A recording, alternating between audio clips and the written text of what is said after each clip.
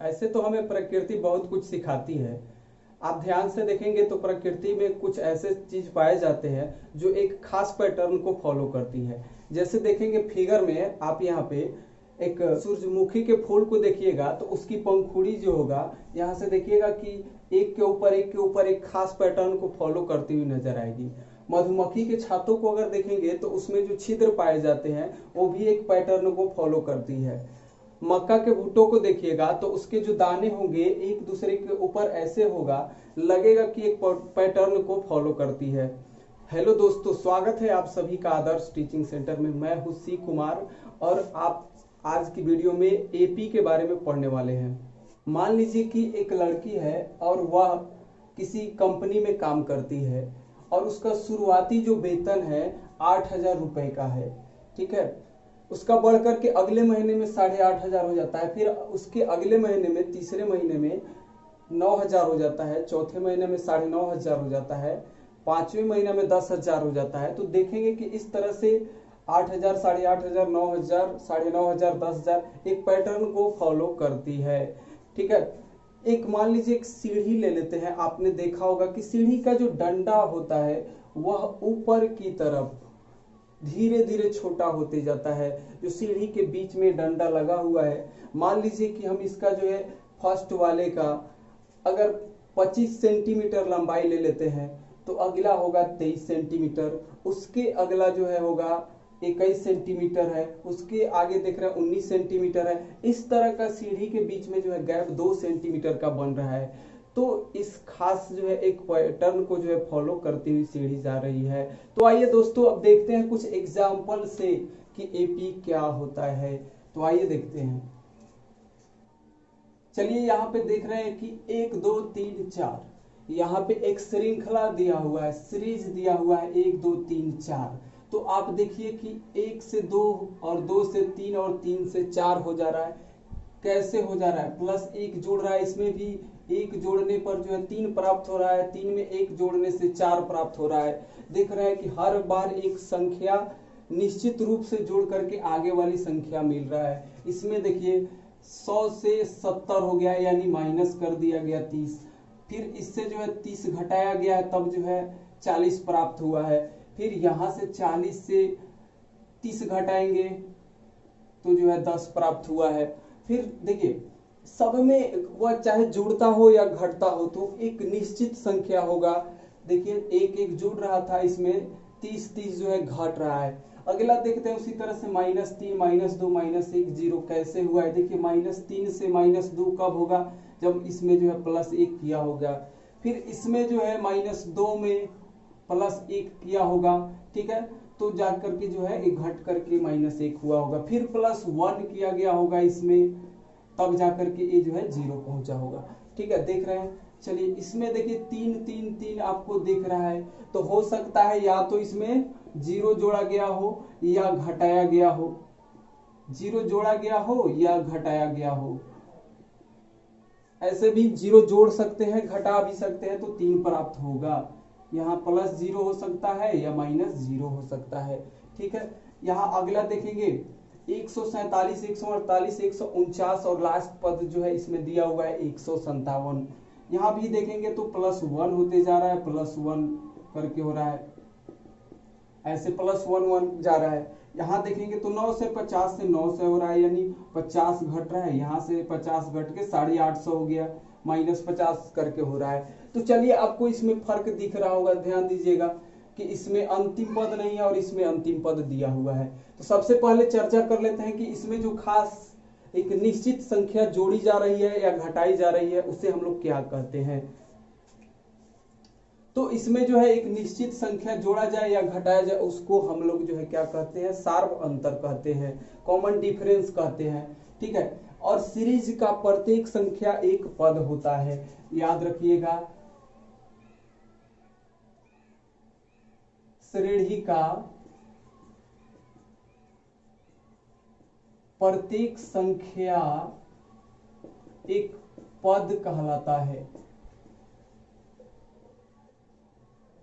एक पद कहलाता है। ठीक है, श्रेणी का प्रत्येक संख्या एक पद कहलाता है। उसके बाद देखिएगा ये जो निश्चित संख्या है उसको हम लोग क्या कहते हैं, कॉमन डिफरेंस कहते हैं। दो पदों के बीच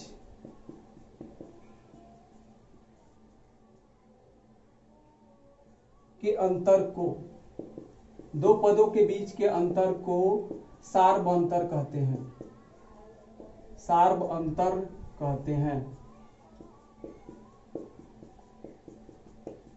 यानी कॉमन डिफरेंस कहते हैं। इसको जो है इंग्लिश में क्या बोलते हैं, कॉमन डिफरेंस बोलते हैं। ठीक है, कॉमन डिफरेंस, कॉमन डिफरेंस कहते हैं। चलिए अब बात कर लेते हैं, यहाँ पे अंतिम पद नहीं है और इसमें अंतिम पद है, तो इसका क्या रूप होगा, इसका क्या नाम दिया जाएगा। ठीक है, तो इसमें आपने देखा कि दो संख्याओं के बीच एक डिफरेंस आ रहा है, अंतर आ रहा है, तो उसे हम लोग क्या कह देते हैं, कॉमन डिफरेंस कह देते हैं। तो देखिए अब जो है एपी एक समांतर श्रेणी को परिभाषित कैसे करते हैं। तो एक समांतर श्रेणी संख्याओं की ऐसी सूची है जिसमें प्रत्येक पद यानी पहले पद को छोड़ करके अपने पद में एक निश्चित संख्या जोड़ने पर प्राप्त होता है।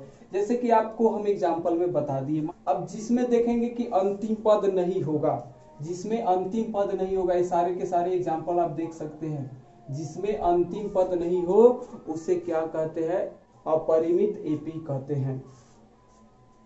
देखिए जिसमें अंतिम संख्या नहीं दिया हो, अंतिम पद नहीं दिया हो, इसे हम लोग कहते हैं इनफाइनाइट, इनफाइनाइट एपी, अपरिमित एपी कहते हैं, अपरिमित एपी कहते हैं। ठीक है, जिसमें पदों की संख्या निश्चित न हो उसे क्या कहते हैं, अपरिमित एपी कहते हैं। इसमें देखिए पद दिया हुआ है अंतिम पद, अंतिम पद दिया हुआ है, तो जिसमें पदों की संख्या निश्चित हो उसे क्या कहते हैं, हम लोग परिमित एपी कहते हैं। तो ये जो है आपका परिमित एपी है, परिमित एपी है, फाइनाइट एपी है, फाइनाइट एपी है। ठीक है, एपी का जो फॉर्म होता है वो भी देखते हैं। जैसे कि हम मान लीजिए, हम मान लेते हैं एपी का प्रथम पद, एपी का प्रथम पद अगर ले लेते हैं, प्रथम पद ए चाहे A1 मान लेते हैं। ठीक है, तो इसी के जैसा जो है दूसरा तीसरा चौथा करके जो है आपका, जैसे दूसरा पद, दूसरे पद A2 हो जाएगा, तीसरे पद ऐसे करके जो है A3 हो जाएगा, चौथे पद की बात करें तो क्या हो जाएगा, A4 हो जाएगा। यानी इस तरह से लगातार चलता रहेगा जिसका कोई अंत नहीं है। तो आइए हम लिख लेते हैं यहाँ से nवें पद। ठीक है, तो nवें पद का मतलब हुआ an, चौथा कहा तो A4, nवें कह दिए तो an हो गया। चलिए ठीक है, अब इससे हम एक सीरीज बना लेते हैं, एपी का रूप बना लेते हैं।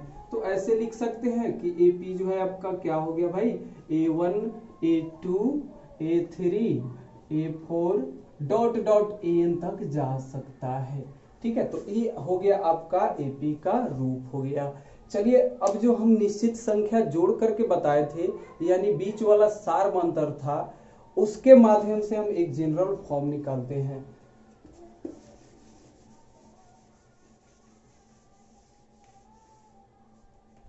तो चलिए अब हम A1 को A लिख सकते हैं या A1 लिख सकते हैं, दोनों लिख सकते हैं। ठीक है, A रहने देते हैं। आपकी किताब में A1 मिल सकता है, अगर किसी सिन्हा का बुक पढ़ते हैं तो उसमें T1 T2 का प्रयोग किया होगा। ठीक है, चलिए तो A हमारे लिए पहला पद हो गया। दूसरा पद आपको प्राप्त करना है तो भाई याद करिए कि एक निश्चित संख्या जोड़ने पर प्राप्त होता था। तो क्या जोड़ने पर प्राप्त हो रहा था, D। इसमें जो खास संख्या जोड़ा जा रहा था उसको क्या बोल रहे थे हम लोग, कॉमन डिफरेंस, जिसको डी से सूचित करते हैं। तो इसमें अगला टर्म प्राप्त करने के लिए आपको क्या करना है, डी जोड़ देना है। अब फिर तीसरा टर्म जोड़ना है, तीसरा टर्म लाना है। तो देखिए यहाँ से फिर यहाँ से क्या हो जाएगा, देखिएगा एक और डी जुड़ेगा, इसमें पहले से एक डी था और एक और डी जुड़ेगा तो 2D जुड़ जाएगा। तो तीसरा पद के लिए a + 2D हो जाएगा। इसी तरह से आगे जाएंगे तो क्या हो जाएगा, a + n-1 into D term जो है जुड़ते जाएगा, a + n-1 इंटू डी हो जाएगा। ठीक है, सीधा सिंपल है कि जो टर्म निकालना है उसमें ए जुड़ेगा और उससे एक कम करके डी से गुना करके जोड़ लेना है। जैसे कि मान लीजिए कि हमको जो है पांचवा पद प्राप्त करना है, ठीक है, तो ए तो लिखेंगे ही लिखेंगे और साथ ही इससे एक कम करना है। एक कम करना है, 5 है तो 5 माइनस 1 कर देंगे और डी से गुना कर देंगे। ध्यान दीजिएगा, तो ए प्लस 5 से 1 गया, डी का गुना होगा तो ए प्लस 4डी हो जाएगा। इस तरह से आप लिखेंगे। मान लीजिए कि हमको 10वां पद लिखना है, तो अब अगर इस हिसाब से आप दिमाग लगाइए तो क्या लिखना है भाई, एक कम के यहां से देखिए तो एक कम कर दिए, a5 बराबर a प्लस 4d हो गया। तो a10 को क्या लिख दे, a प्लस एक कम कर दीजिए 9 और गुना कर दीजिए d का, तो 9d हो जाएगा। इस तरह से आप डायरेक्ट भी निकाल सकते हो, ठीक है। तो इसको हम लोग क्या बोलते हैं, एपी का जनरल फॉर्म बोलते हैं, जनरल फॉर्म। एपी का इसको हम लोग क्या बोलते हैं, व्यापक रूप बोलते हैं, ठीक है। एपी का क्या बोलते हैं, व्यापक रूप बोलते हैं। ये जो है आपका हो गया व्यापक रूप, ठीक है। क्या बोलते हैं, एपी का व्यापक रूप बोलते हैं। चलिए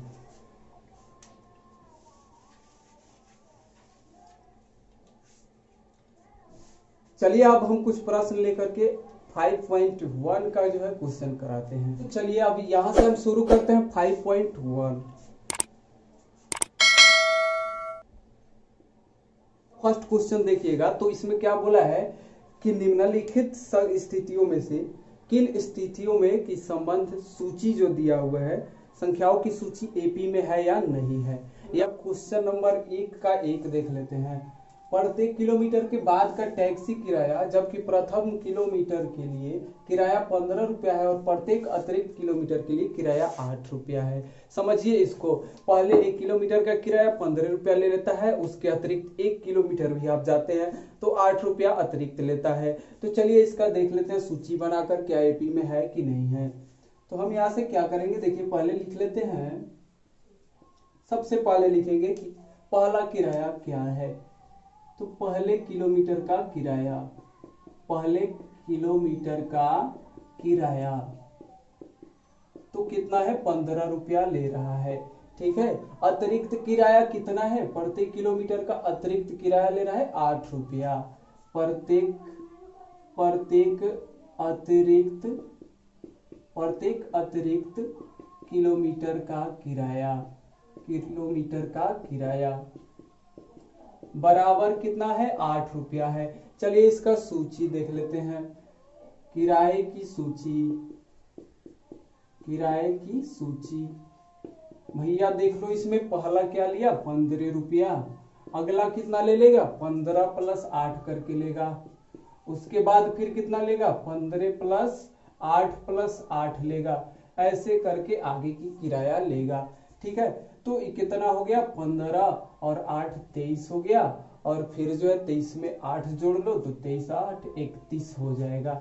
इस तरह से किराए की सूची प्राप्त हो जाएगा। तो चलिए अब हम कॉमन डिफरेंस निकालते हैं।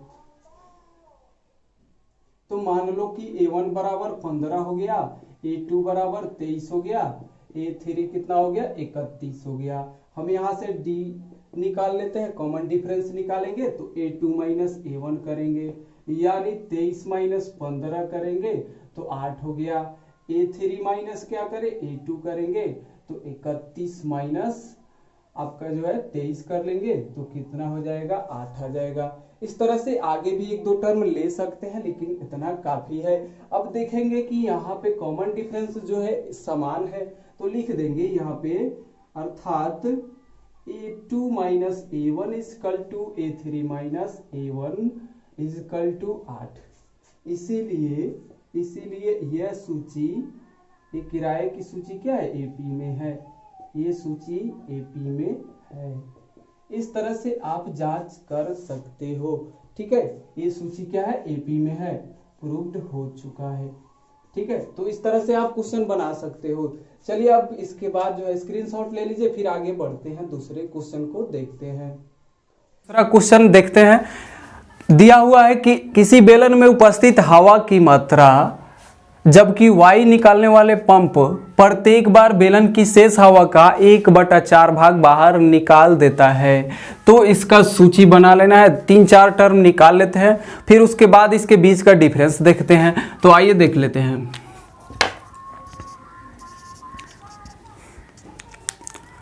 तो माना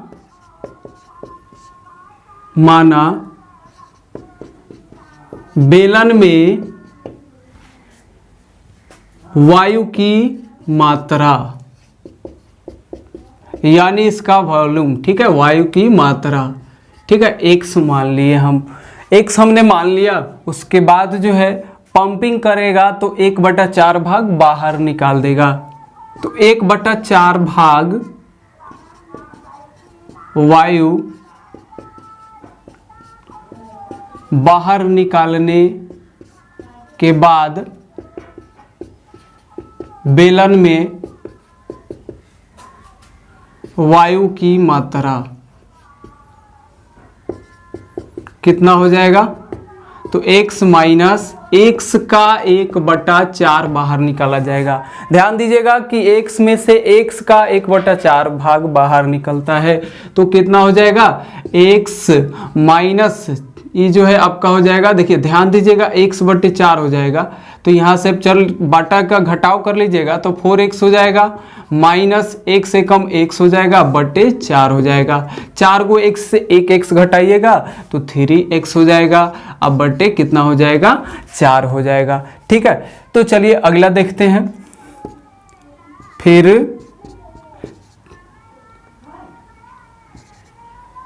अब कितना निकालना है? तो 1/4 इसमें से निकालना है। पुनः 1/4 भाग वायु 3x/4 में से निकालने पर बेलन में वायु की मात्रा तो कितना हो जाएगा? 3x/4 माइनस 3x/4 का 1/4 हो जाएगा। ठीक है, तो ये हो गया आपका 3x/4 माइनस 4 चौके 16, ये हो जाएगा आपका 3x/16 हो गया, यानी हो गया आपका 16 और इधर से 4 चौके 16 हो जाएगा, 4 दिया 12x माइनस 3x बराबर 9x/16 आएगा। ठीक है, तो इस तरह से आप 3-4 निकाल सकते हैं। हम एक और निकालेंगे। पुनः 1/4 भाग वायु 9x/16 में से निकालने पर जो बेलन में वायु की मात्रा होगा कितना हो जाएगा? तो 9x/16 माइनस 9x/16 का 1/4 हो जाएगा, यानी कितना हो गया? 16 चौका 64 हो गया। तो ये हो गया आपका 9x, आई देखिए 16 चौका 64 है, 9x/16 माइनस 9x/64। अब यहाँ से 16 64 का हम एलसीएम लेंगे तो 64 आएगा, और ये हो गया आपका 16 चौके 64, 4 9 36x माइनस हो जाएगा आपका 9x, यानी आ जाएगा 27x/64। चलिए अब इसके बीच का हम डिफरेंस निकालेंगे। सूची जो होगा, सूची हम लिख लेते हैं।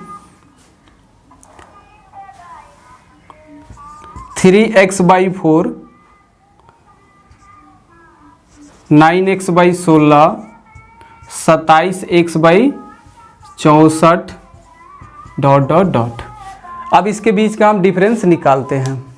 मान लीजिए कि A1 हो गया आपका 3x/4, A2 हो गया 9x/16, A3 हो जाएगा आपका 27x/64, 27x/64। आइए अब निकालते हैं, D निकाल लेते हैं। तो A2 माइनस A1 यानी हो जाएगा 9x/16 माइनस 3x/4। ठीक है। तो 16 और 4 का एलसीएम कितना हो जाएगा? 16 होगा, ठीक है। अब 1 और 1 से गुना करेंगे तो 9x माइनस 4 चौके 16 और 4 तिया 12x, यानी 9x से 12x घटा लेंगे तो माइनस 3x/16। पुनः जो है निकालेंगे A3 माइनस A2, यानी 27x/64 माइनस करेंगे A2 तो 9x/16। 64 16 का एलसीएम 64 हो जाएगा, भाग देंगे एक मरतबे, 27x होगा माइनस 16 चौके 64 और 4 9 36 x हो जाएगा, ठीक है। तो 27x में से 36x घटाएंगे तो कितना हो जाएगा? ये जो है माइनस 9x/16 होगा। देखिए यहाँ पे लिखेंगे A2 minus A1 is not equal to A3 minus A2, इसीलिए ये सूची AP में नहीं है, ये सूची AP में नहीं है, ठीक है। तो इस तरह से आप लोग जो है कर लीजिएगा, बाकी के 2 क्वेश्चन तो आप कर ही सकते हो, ठीक है। तो आज की वीडियो में आज के लिए इतना ही, और फिर अगले वीडियो में क्वेश्चन नंबर 2 करेंगे। दोस्तों अगर हमारे चैनल पे आप लोग नए हैं तो सब्सक्राइब जरूर कर लीजिएगा, बगल में बेल आइकन दिख रहा होगा दबा लीजिएगा ताकि नोटिफिकेशन आप तक पहुंचता रहे और एक भी वीडियो आप मिस नहीं कर पाए। तब तक के लिए दीजिए विदा। जय हिंद, वंदे मातरम। फिर मिलते हैं अगले वीडियो में।